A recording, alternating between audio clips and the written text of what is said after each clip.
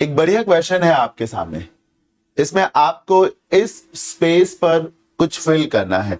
Interestingly जिन्हें fill करना है वो चारों के चारों जो ऑप्शंस हैं वो अलग अलग ईडियम्स हैं, यानी कि एक ही क्वेश्चन में आपसे 4 ईडियम्स पूछ लिए जाएंगे। पढ़ते हैं। She raised a spick and span, whip and spur, hue and cry, hand and foot when she saw her luggage missing. Guess करिए क्या हो सकता है, सोचिए क्या हो सकता है सर। इसके लिए जरूरी है कि आपको इसका मीनिंग मालूम होना चाहिए, है ना, तभी तो आप गेस कर सकेंगे। क्वेश्चन कह रहा है she raised a space when she saw her luggage missing. जब उसने अपना लगेज देखा कि है ही नहीं तो उसने क्या किया होगा सर। स्पिक एंड स्पैन का मतलब तो होता है साफ सुथरा, नीट एंड क्लीन। बेसिकली ये किसी रूम के लिए, हॉल के लिए इस्तेमाल किया जाता है जो बहुत साफ सुथरा हो, राइट। व्हिप एंड स्पर का मतलब होता है विद मतलब तुरंत जिसको कह सकते हैं, राइट। इंस्टेंटली जिसको कह सकते हैं, इंस्टेंटली।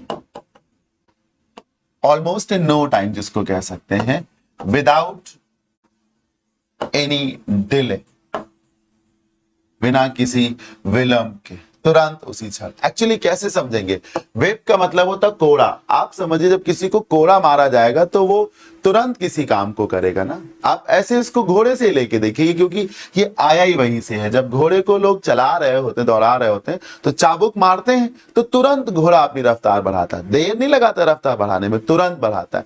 और जो स्पर है, स्पर जो घुड़सवार होता है वो अपने पांव के पिछले हिस्से में एक गोल गोल ऐसा बांध के रखता है, जिसमें ये ना ऐसे से निकला हुआ होता है। ये जैसे वो एक पहिया नहीं होता जिसपे क्या कहते हैं उसको हिंदी में, मतलब ग्रूव कहते हैं वैसे अंग्रेजी में, तो वो तो मैं जानता हूं, जिसपे ये चीजें नाचती हैं, तो वो नुकीला ही तो होता है।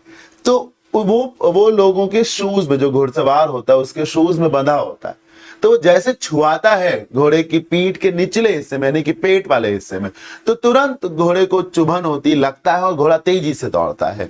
तो व्हिप एंड स्पर का मतलब ही होता तुरंत, राइट। ह्यू एंड क्राई का मतलब होता शोर शराबा, मतलब बवाल काट देना जिसको कह सकते हैं, मेकिंग लॉट ऑफ फस, है ना, लॉट ऑफ नॉइज जिसको कह सकते हैं, बहुत ज्यादा शोर शराबा करना, लॉट ऑफ फस और नॉइज, बवाल काट देना, हुल्लड़ मचा देना। हैंड एंड फुट, ये पूरा फ्रेज है wait on hand and foot. ये wait on hand and foot का मतलब होता है किसी की सेवा करना, टू सर्व somebody, राइट। तुरंत तुरंत किसी की सेवा में हाजिर हो जाना। अब आप समझिए जब उसका लगेज मिस हो गया होगा तो उसने बवाल काटा होगा, चिल्लाया होगा, ओ मेरा बैग छूट गया, मेरा बैग खो गया, मेरा बैग खो गया, ये बोली होगी ना वो।